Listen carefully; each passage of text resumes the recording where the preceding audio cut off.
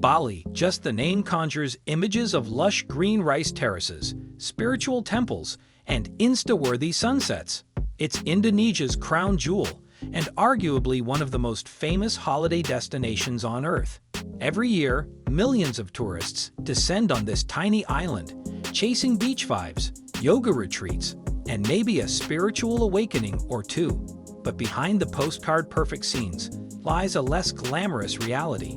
Bali is bursting at the seams. Its roads are jammed, its infrastructure is overwhelmed, and the locals are starting to ask, at what cost does paradise operate? How Bali became a tourist magnet. It's easy to forget, but Bali was not always this busy. Before it became the favorite getaway of everyone from backpackers to billionaires, Bali was a quiet island with a humble agricultural backbone. Everything changed in the 1960s and 70s under Indonesia's then-President Suharto, who opened the doors to foreign investment and global tourism. One major game-changer, turning the local airport into an international hub, inviting planes from Australia, India, China, and beyond. As flights started pouring in, so did the tourists and the dollars.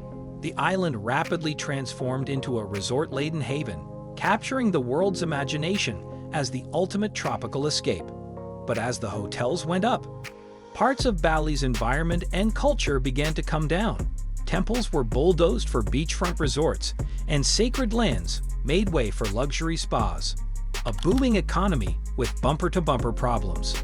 By 2024, Bali welcomed a jaw-dropping 4.7 million international visitors in just the first 9 months of the year, a sharp jump from 3.9 million the year before.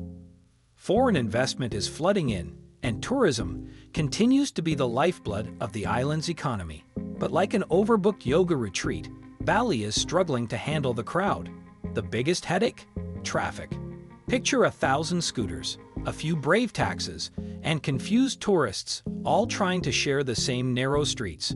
And with public transport basically consisting of buses and minivans that appear once every solar eclipse, locals and visitors are increasingly turning to ride-hailing apps like Gok and Grab just to move a few kilometers. The Band-Aid, that didn't work. This isn't Bali's first attempt at tackling traffic. Back in the day, the government constructed the 8-kilometer Bali Mandara toll road, an elevated stretch connecting the airport to Nusa Dua via Denpasar. A modern marvel, yes.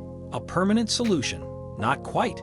Despite the impressive bridge, congestion barely budged. Locals still dread their daily commutes, and tourists find themselves stuck in gridlock instead of getting to their sunset cocktails. Which brings us to Bali's latest, boldest, and perhaps most ambitious proposal yet, the Bali Urban Subway. Meet the Bali Urban Subway. Aimed at solving Bali's congestion conundrum once and for all, the Bali Urban Subway is a subterranean savior in the making. This planned rapid transit system will run for a total of 60 kilometers, featuring 4 lines designed to connect the most crowded parts of the island. Line 1 is set to run from Ngurah Rai International Airport to Canggu, passing through some of Bali's liveliest beach zones. Line 2 will also start at the airport, but head southeast to the ritzy resort town of Nusa Dua. Lines 3 and 4, still on the drawing board, will stretch to Sanur and Ubud, respectively. These aren't just random routes, they're strategic paths covering Bali's most tourist-dense regions. Construction for the first 2 lines kicked off in September 2024, and Phase 1 is expected to be completed by 2028, with the second phase trailing behind until 2031. Billion-dollar blueprint. Who's paying for this? Let's talk numbers. The entire project is pegged at a jaw-dropping $20 billion. But here's the twist, not a single rupiah is coming from the Indonesian government. Instead, the subway is being bankrolled entirely by private investors. The leading financier is an Indonesian company, joined by other local firms, and notably, a Chinese state-owned contractor. Once operational, the trains will be 6-car marvels, each car fitting 40 passengers. Trains will run every 10 minutes, 24 hours a day, because traffic never sleeps. Tourists can expect to pay around $35–40 for a weekly pass, while Bali residents might score free rides, A small win for the locals, finally. The subway's underworld. As of now, the project's visible progress is mainly limited to the construction of stations and the central office in Kuta.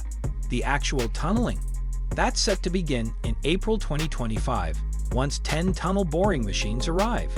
These tunnels will be dug 30 meters below ground, double the minimum depth required by local law to avoid disturbing Bali's bustling surface life. This deep dig is critical, since most of the subway will snake beneath some of Bali's busiest, most congested neighborhoods. Think of it as Bali's version of dental surgery, painful, invasive, but hopefully life-changing. Not everyone's on board. Criticism and concerns. You didn't think a $20 billion project would roll through without a little controversy, did you? For starters, experts have pointed out that there's no publicly available feasibility study. Critics worry that construction was rushed to appease investors eager for a return on investment.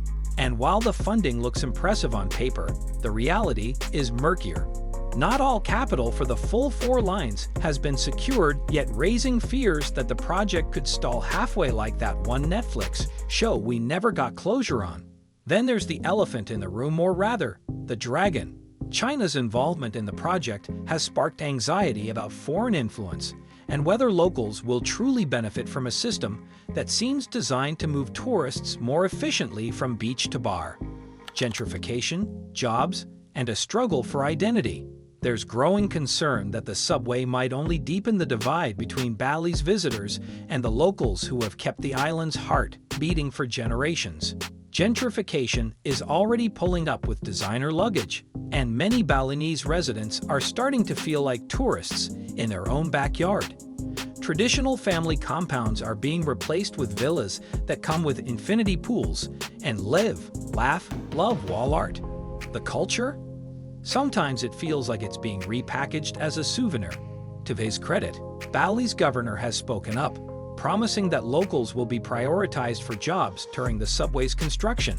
Fingers crossed that prioritized doesn't translate to holding the stop sign while someone else runs the drill. Still, a bigger question looms. Is this subway truly built for Balinese residents trying to get to work, or for sunburnt tourists trying to get to a smoothie bowl faster? Some see hope, faster commutes, more jobs, and less honking. Others see a future where Bali looks like a luxury Disneyland with just enough temples left for the brochure. At this rate, even the island's sacred monkeys might start charging for selfies. Earthquakes and engineering. Will it survive the shake? Let's not forget Bali's precarious spot on the Pacific Ring of Fire, basically the VIP section for earthquakes. In this part of the world, tremors aren't a matter of if, but when. That makes the idea of hundreds of people zipping through underground tunnels feel a little tense, like nature's version of Russian roulette.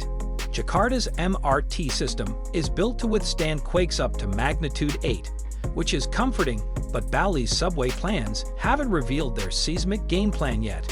Hopefully, they're not relying on duct tape and good vibes to hold things together. Let's just say nobody wants their scenic island commute to turn into an accidental roller coaster. Engineers, if you're reading this, please over-engineer the heck out of it.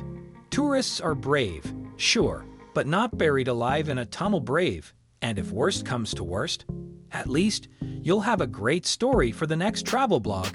Survived a quake and made it to my beach club reservation. Priorities. If you enjoyed diving into Bali's underground future with us, don't forget to give this video a big thumbs up. Got thoughts on the subway? Good or bad? Drop them in the comments below. We'd love to hear from you. Make sure to hit that subscribe button and ring the bell so you never miss stories like this from around the world. Thanks for watching, and we'll catch you in the next one.